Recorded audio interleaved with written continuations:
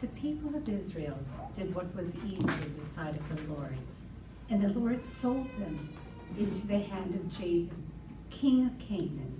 The commander of his army was Sisera. Then the people of Israel cried out to the Lord for help, for he had 900 chariots of iron. He oppressed the people for 20 years. Deborah, a prophetess, was judging Israel at that time. The people of Israel came up to Deborah for judgment.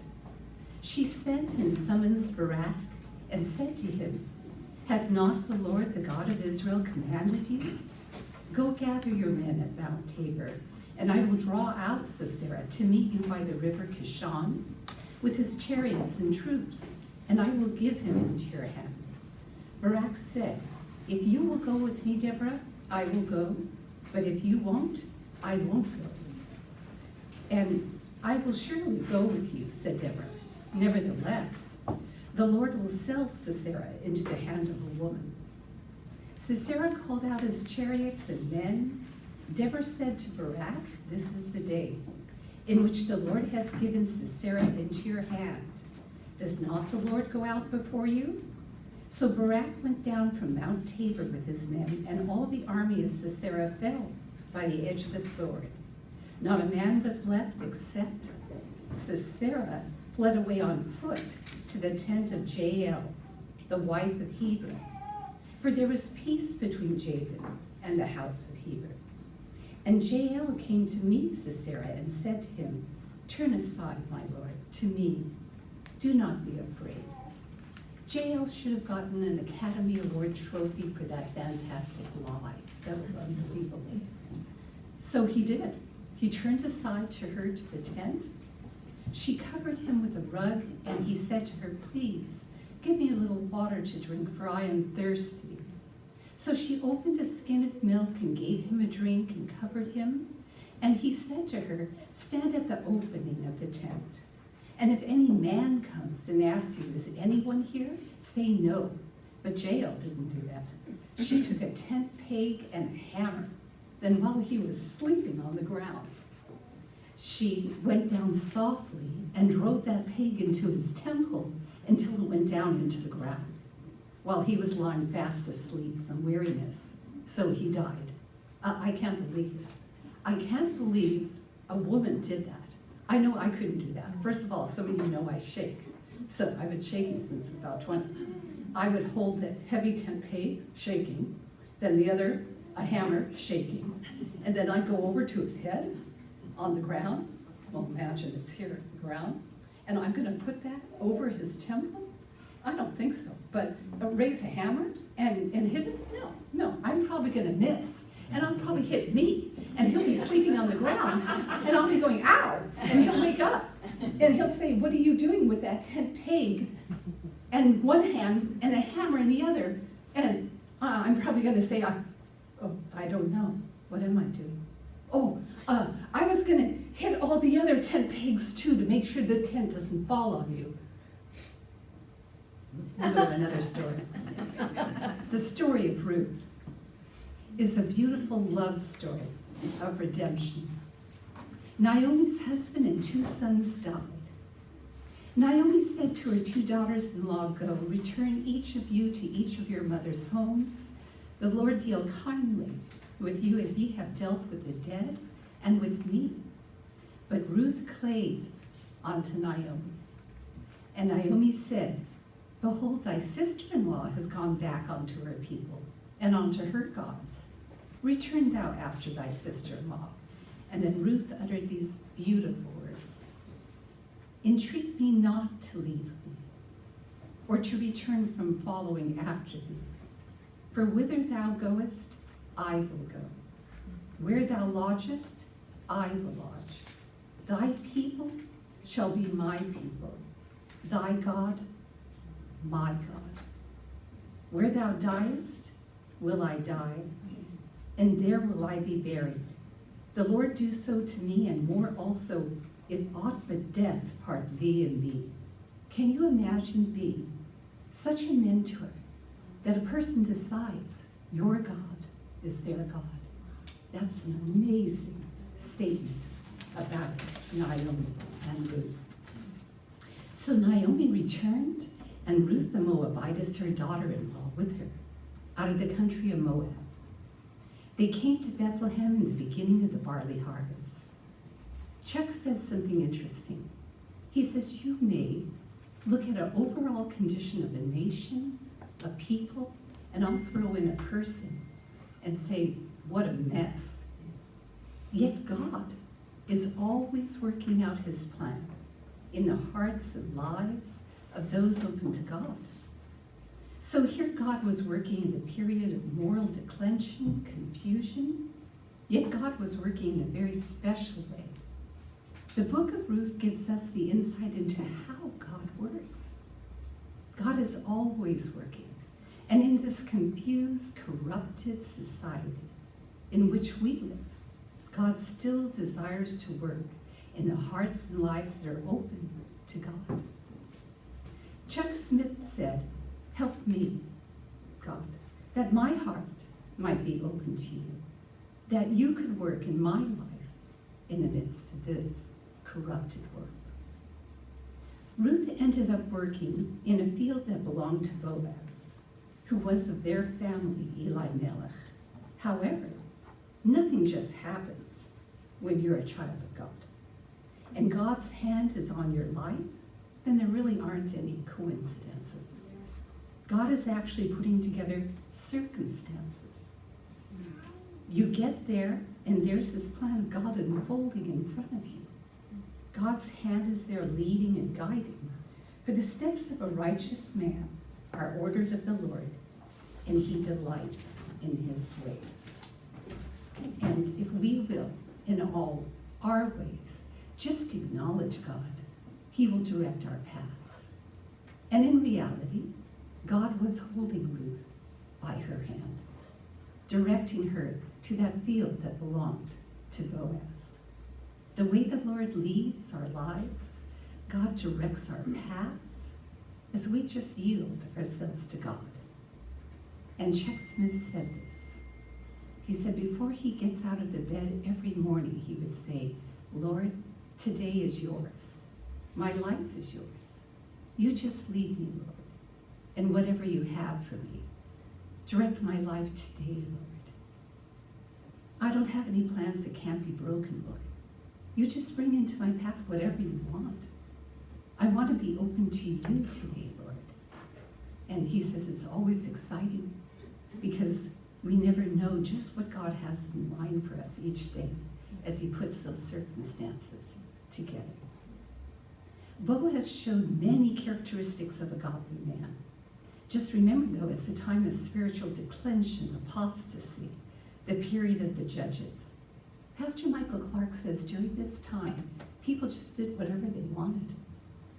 But here's a man in Boaz who is walking with God, who comes out, greets his servants, the Lord be with you, evidence of this man's spiritual nature. Pastor Michael Clark said during the time of Abraham, that Abraham's father worshipped idols, and yet God saved Abraham and his family. And during the time of Noah, you could draw a circle around Noah, and for miles and miles in every direction, and people did whatever they wanted, and it was wrong. And Noah and his family was saved.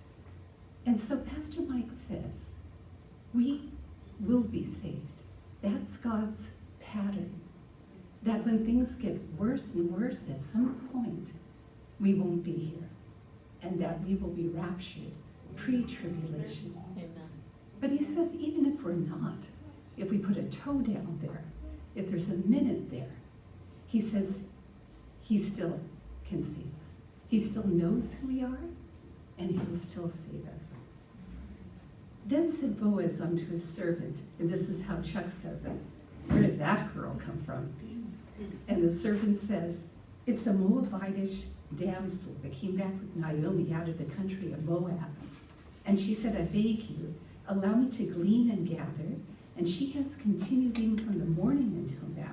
She only tarried a little while in the house. Then said Boaz unto Ruth, listen, my daughter, don't glean in any other field. Yeah. And Boaz said to her, "It has been carefully and fully shown to me, all that thou hast done unto your mother-in-law, since the death of your husband, how you left your father, mother, land of your nativity, come unto a people which you did not know. Abide here fast by my maidens, follow after them, for I have charged the young men that they shall not touch thee. And when you're thirsty, you can come here to our water vessels." And Ruth just fell on her face, bowed herself to the ground, and said unto him, "Why? Why have I found grace in thine eyes, that you should take knowledge of me, seeing I'm a stranger?" Then Boaz's beautiful words, "The Lord recompense thy work, and a full reward be given to thee of the Lord God of Israel, unto whose wings thou art come to trust." Ruth is amazed by the kindness of Boaz. It is a godly appointment that these two godly people finally have met. Then Ruth said, "Let me find favor in thy sight, my Lord, for you have comforted me, spoken friendly unto your handmaid, though I am not like one of your own handmaidens." And Boaz said to Ruth, "At mealtime you come here, eat of the bread." And Ruth did what sufficed and left. So Boaz is showing a definite interest in Ruth, reaching over, getting her some corn during the meal, initially inviting her to eat, showing the protection. Boaz commanded his young men, saying, "Now you let Ruth glean, even if she happens to wander over into an area where you haven't been yet. Don't yell at her. Let her go." You know, I think slowly these two goody-goods are getting it. I think slowly you could hear it in the words. They probably apart from each other. If you imagine that big daisy, you know, I could see Ruth going, "He loves me, he loves me not," right? "I think he might love me," you know? I'm thinking that they're getting it, but they're just slow. Then every once in a while, Boaz says to his men, "Just let a handful of barley drop on purpose for Ruth." So Ruth comes up with about a bushel of barley, so much so that when she got back to Naomi says, "Where in the world did you glean today? The Lord be gracious to that man." And Ruth said, "Well, I happened to be in the field of a man whose name was, Boaz."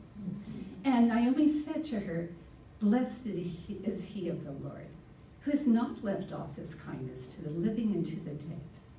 Boaz is near of kin to us, one of our next Goel kinsmen redeemers, a family member." Naomi said, "My daughter, shall I not seek rest for thee, that it may be well with thee? And now is not Boaz of our family? Behold, he winnows the barley tonight." And Chuck Smith says it this way, "So go wash yourself, put on perfume, and your beautiful gown."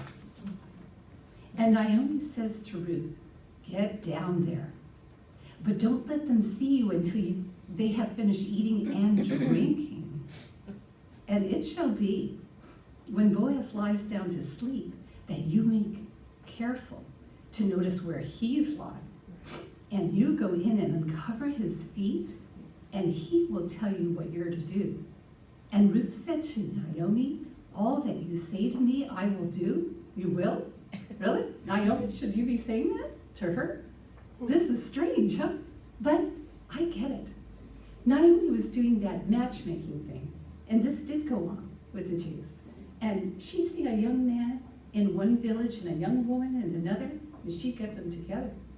And she did a good job of it. But I think that Naomi's old here. I know how it is. I'm old. I get it. She's thinking, these two goody-goods, they're taking too long. I don't have that much time. How much time do I have? I got to put a fire under both of them. And she did. Inside of the movie Fiddler on the Roof, if you saw that. Yes. Right? It was called a yenta, but really in Hebrew and Yiddish that means something like Gentile or something. But that caught fire and that caught on, and so we still use that today. She definitely was a yenta. And when Boaz had eaten and drunk, and he went to lie down, Ruth very quickly uncovered his feet and laid down. About midnight, Boaz awoke and was afraid, because as he rolled over, he was aware that a woman was lying there. And he said, who are you? And she answered, I am Ruth, your handmaid. Spread therefore thy blanket or covering over thine handmaid, for thou art a near kinsman. You know what? This is sort of reminding me of maybe a soap opera, maybe a telenovela, but instead of Spanish, maybe we're learning a little about Jewish or Hebrew. Under Jewish law, because God sought to preserve families, if a man married a wife, died before they had children, then it was his brother's obligation to take that woman as his wife. So the first son that would be born would be named after the dead brother, so that the family's name would continue in Israel. Boaz would take the part of the Goel, kinsman redeemer, have a son by Ruth that could be named after the family of Eli Melech, so that that name would not die as a family in Israel. And actually, this is what Ruth was asking. Cover me with this covering of the family, because you are our family, Goel, kinsman redeemer. And Boaz said to Ruth, Blessed be thou of the Lord, my daughter, for you have showed more kindness at the latter end than at the beginning, inasmuch as you followed not the young men, whether they were rich or poor. Boaz shows all the way through good, godly characteristics. And he said, Now my daughter, fear not, for I will do unto you all that you require. For all the city of my people know that you are a virtuous woman. So Ruth's reputation had gotten around. Her taking care of her mother-in-law, her whole serving of God.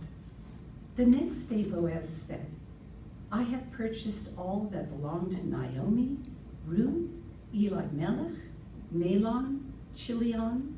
I have purchased Ruth to be my wife. Where because of his love for Ruth, he bought the family's field in order that he might obtain the bride. His primary interest was not the field at all. Boaz was rich. He didn't need any more fields, but he bought the field in order to obtain the bride. In that, Boaz becomes a very beautiful picture of Jesus Christ, who bought the world in order that he might purchase his bride, the church, out of the world. Not interested necessarily in the planet Earth as such, rather the love with his bride. Jesus purchased the world in order to take his treasure, you and I, out of it. So in the kingdom parables, the kingdom is like unto a man going through a field, discovering a treasure, who for the joy thereof immediately goes out and sells all he has, that he might buy the field, obtain the treasure. So Jesus, seeing the treasure, his church, his bride, within the world, bought the whole world in order to take his bride out of it. A beautiful sort of a parallel here. Boaz and Ruth, Jesus and the church. Christ is our kinsman redeemer. He became a man in order that he might be next of kin to us. In order to be the kinsman redeemer, the Goel, to become a man, that was essential. That is why the incarnation, so that as a man, he could be a kinsman redeemer to redeem all of us. I'd like you to hear a true story, and some of you may know about this. A few weeks ago, I asked a friend of mine to come from Virginia all the way to our church to have Pastor Michael Clark pray for her. And she came in, I guess, a number of weeks ago. And she had 2 cancers and multiple sclerosis. I'll refer to it as MS. She told me that she remembered a time before MS where she walked perfectly. However, she is sorry that she didn't appreciate more her walking when she was able to walk, but now she does. And while she was on her MS medicine, she had to stop it in order to take her cancer medicine, the chemo. And when she came here, she wasn't used to it. She was using a cane now all the time. She had no cane for the week. I asked a very godly, wonderful nurse that all of you know. In fact, she could be sitting here in this room. And she brought her the most beautiful cane I ever saw.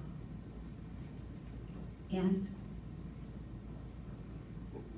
while she was here, not only didn't she have a cane, but she also only had one wig, so she'd lost her hair to the chemo. So she needed another wig. By my 10th call to wig stores, the 10th one was special. They said they'll give her 2 wigs free. I told her I found the right store.